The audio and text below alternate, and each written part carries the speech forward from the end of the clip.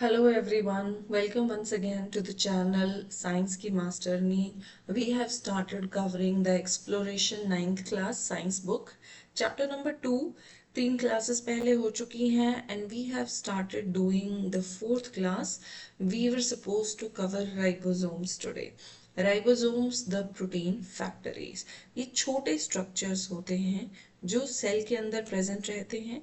ये structures present हो सकते हैं एंडोप्लाज्मिक रेटिकुलम नाम के नेटवर्क पे, may be present either freely या फ्री प्रेजेंट हो सकते हैं, या एंडोप्लाज्मिक रेटिकुलम के साथ एसोसिएशन में प्रेजेंट हो सकते हैं और इनमें प्रोटीन की फॉर्मेशन होती है। आप जितनी बार इस चैप्टर को कंसल्ट करेंगे उतनी बार आपको डायग्राम्स पे फोकस करना है बेटा। देखिए ये जो पर्पल कलर का स्ट्रक्चर आप देख रहे हैं, this is known as nucleus.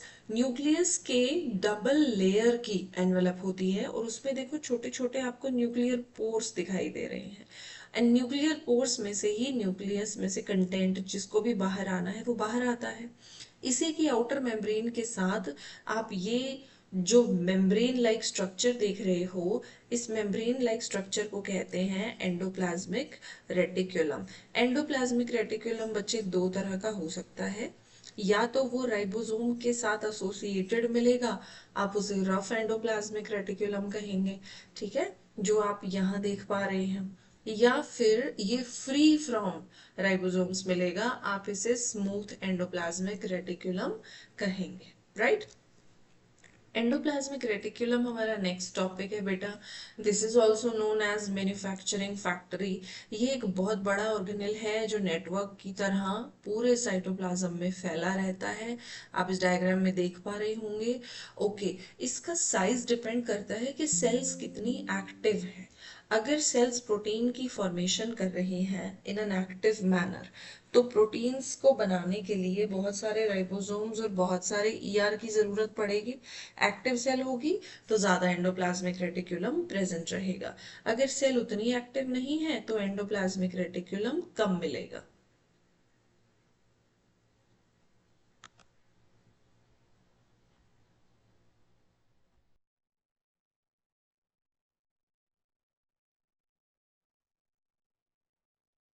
Endoplasmic reticulum एक बहुत ही की रोल, बहुत इंपॉर्टेंट की रोल प्ले करता है बेटा, जब हमें प्रोटीन या फैट्स की फॉर्मेशन अपनी सेल्स में करनी होती है।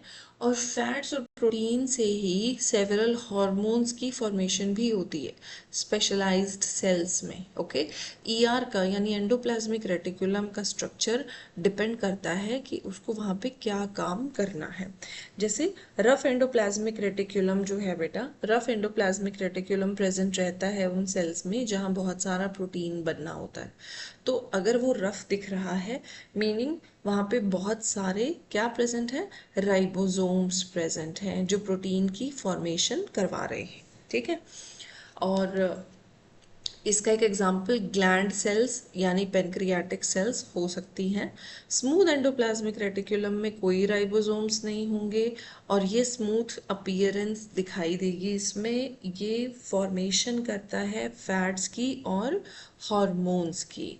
ओके, तो राइबोसोम्स प्रोटीन बना करके एंडोप्लाज्मिक रेटिकुलम में भेज देते हैं नेसेसरी फंक्शनिंग के लिए, और नेसेसरी फंक्शनिंग आगे चल करके गोल्गी apparatus नाम के ऑर्गेनेल में भी होनी है।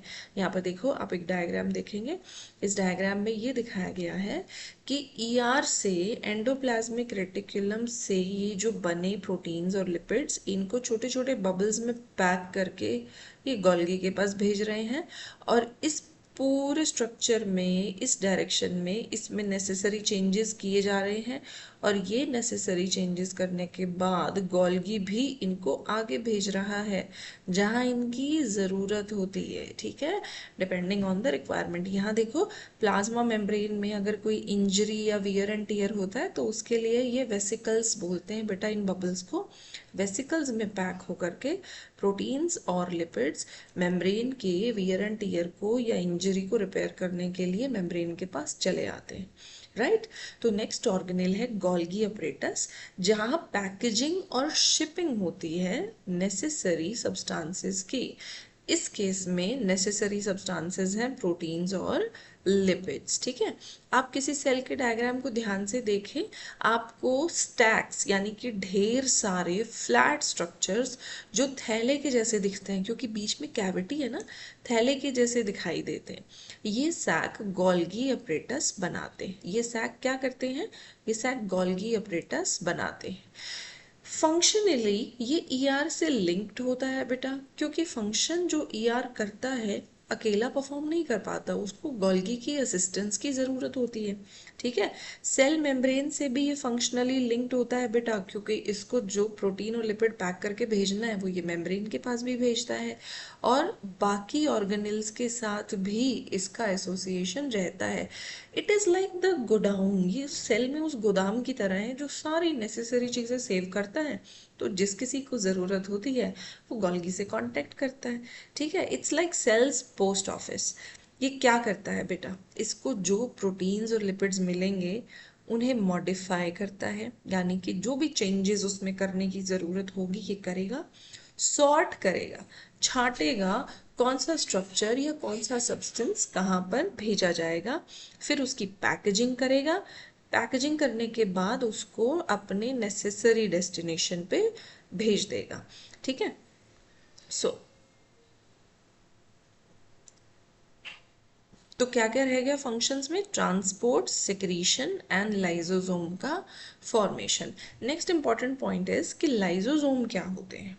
Lysosome are like the small vesicles also. जो हमने अभी डायग्राम में वेसिकल देखा, लाइसोसोम बिल्कुल वही चीज़ है बेटा।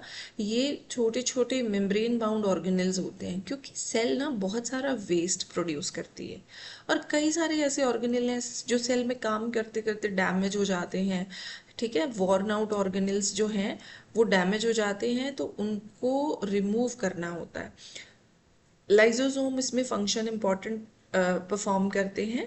सिंगल मेम्ब्रेन बाउंड सैक, एक मेम्ब्रेन से घिरे होते हैं, बिल्कुल वैसे दिखते हैं जैसे वेसिकल दिख रहे थे। एंजाइम से भरे होते हैं। ठीक है, और जो भी प्रोटीन, कार्बोहाइड्रेट, फैट या फिर इवन सेल्यूलर ऑर्गेनेल्स या कोई भी ऐसा इंपॉर्टेंट स्ट्रक्चर जिसकी सेल के अंदर अब लग रहा है ज़रूरत नहीं है, ये उनको डिस्ट्रॉय कर देगा, डाइजेस्ट कर देगा, जिससे सेल जो है वो साफ सफाई हो जाएगी सेल की। Cell will remain clean and healthy. जो भी ब्रेक डाउन करके सिंपलर सब्सटेंसेस बनेंगे, प्रोडक्ट्स ऑफ ब्रेक डाउन, वो फिर सेल में बाकी के सेल्यूलर प्रोसेसेस में इस्तेमाल कर लिए जाएंगे। ठीक है, तो एक तरीके से ribosomes, endoplasmic reticulum, Golgi apparatus और लाइसोसोम, चारों स्ट्रक्चर एक तरीके से परफॉर्म करते हैं एसोसिएशन में फंक्शंस। अब हम बॉक्स में कुछ इंपॉर्टेंट इंफॉर्मेशन दी गई है about the Golgi apparatus. It was observed by the Italian scientist Camillo Golgi in 1898। इन्होंने इनको एक बार्न आउल के नर्व सेल्स में ऑब्जर्व किया था। इनकी स्पेशल स्टेनिंग टेक्निक्स को इस्तेमाल जब इन्होंने किया तो इनको एक थ्रेड जैसा नेटवर्क दिखाई दिया। पहले जो माइक्रोस्कोप्स होते थे दे वर प्रिमिटिव, तो वो इतना डिटेल्ड और clear structure, high resolution images नहीं प्रोड्यूस कर सकते थे। लेकिन इलेक्ट्रॉन माइक्रोस्कोपिक ऑब्जर्वेशंस के बाद कुछ साल बाद इसको कंफर्म कर दिया गया।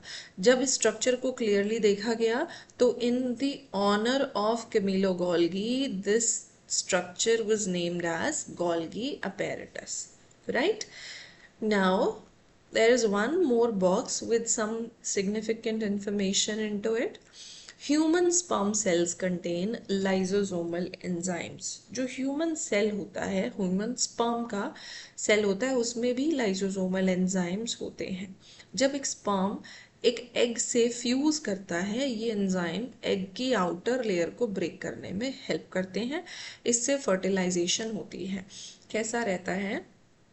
The egg in humans is covered by multiple membrane. ये एग सेल हो गई, ये एग सेल का न्यूक्लियस हो गया। बाहर यहाँ पर there are multiple layers of cells. ये सेल्स इस एग को प्रोटेक्ट करके रखती हैं। ठीक है, and the sperm cell, it has a little different structure। एक टिपिकल गोल सेल जैसा, राउंड सेल जैसा स्पर्म नहीं दिखता है बेटा। स्पर्म में एक न्यूक्लियस जो होता है उसको हेड जैसे स्ट्रक्चर के अंदर बंद किया जाता है और यहाँ पर एक बहुत बड़ा सा गोल्गी जैसा मेम्ब्रेन से घिरा हुआ और फ्लूइड से भरा हुआ स्ट्रक्चर होता है बेटा। फिर स्पर्म में एक नेक होती है, मिड पीस होता है और टेल होती है। तो ये वाला जो स्ट्रक्चर है जो स्पर्म हेड के टॉप पे प्रेजेंट है बेटा, इस स्ट्रक्चर को हम एक्रोजोम कहते हैं। ठीक है, ये वाला यहाँ पे जो मेम्ब्रेन बाउंड ये जो स्ट्रक्चर है ये एक बहुत बड़ा वेसिकल है बेटा। इसके अंदर क्या प्रेजेंट है, इसके अंदर लाइजोसोमल एंजाइम्स प्रेजेंट हैं।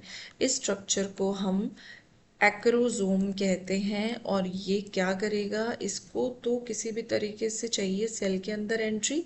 तो सेल के अंदर एंट्री लेने के लिए बेटा ये स्ट्रक्चर इन सेल्स को डाइजेस्ट करेगा। जो एग की सेल्स है ना, इनको डाइजेस्ट करेगा एक्रोजोम के अंदर भरा हुआ लाइजोसोमल एंजाइम, ताकि उसको सेल के अंदर एंट्री मिल सके।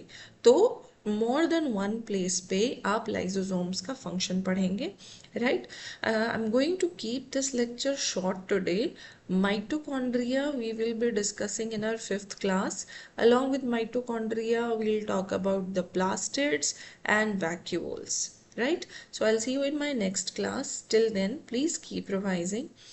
It would be better अगर आप एंडोप्लाज्मिक रेटिकुलम का और गोल्गी के स्ट्रक्चर्स को डायग्राम बना करके प्रैक्टिस कर ले।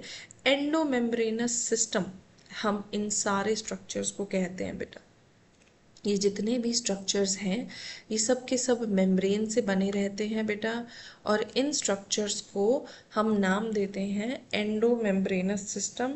ये सारे के सारे स्ट्रक्चर्स एसोसिएशन में काम करते हैं, एंडोमेम्ब्रेनस सिस्टम, right?